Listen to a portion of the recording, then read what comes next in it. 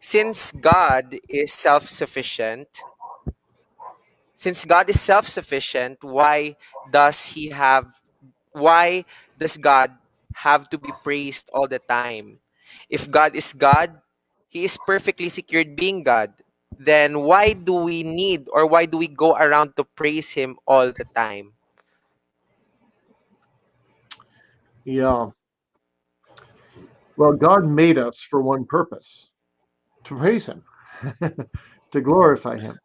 So this is the purpose for which we're made. Um, let me use an example here. I'm blessed, I told you already, with a wonderful wife, and I praise her.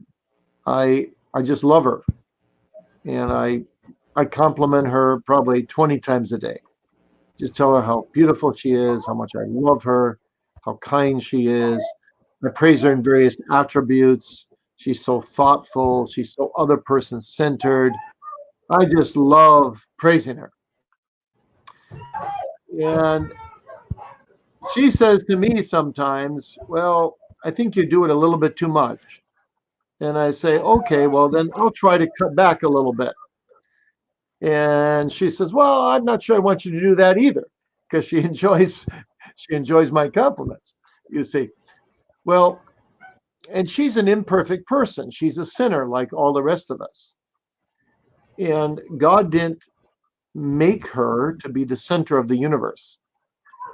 But what we need to understand is with God, if we're to praise one another and compliment each other on a human level, when we're imperfect, but we're created by God in his image, and the whole purpose of our creation is to praise him so that we give him all the glory, not because we can add to his essential glory, but because God has a right to be centered on himself because he is absolute perfection. Very different from us. We have no right to be self-centered. We are only to be reflectors of his glory.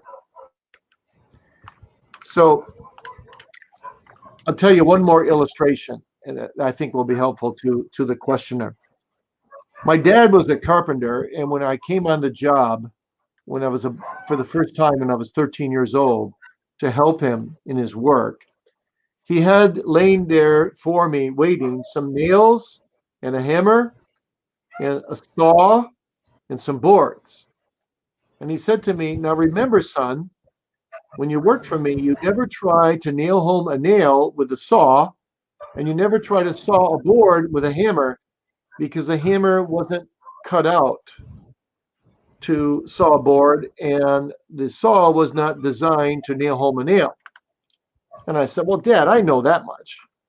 He goes, but you know why I told you this? And I said, no. I always said no to all my dad's spiritual questions, but I never quite got them right anyway. And he said, well, this is the reason God made you. God made you to praise him and glorify him. And you will never find happiness in life doing anything else. If you don't live for his glory and for his praise, you will not be happy. And you won't meet the purpose for which you were created. It will be like trying to take a hammer and saw a board if you live for any other purpose. And I said, Dad, that makes sense. That makes sense. And if you ask any Christian this question, when do you have real joy in your life? Real joy, deep joy, inner joy. That Christian would say, when I'm glorifying God, praising God. So it's not that God needs our praise to be God. He's God regardless. But he delights in our praise. And he's made us so that when we praise him, we find genuine satisfaction. And that's why the world is such a mess, and why the church can be such a mess when people don't realize that and they try to live for other purposes beside praising God. Okay.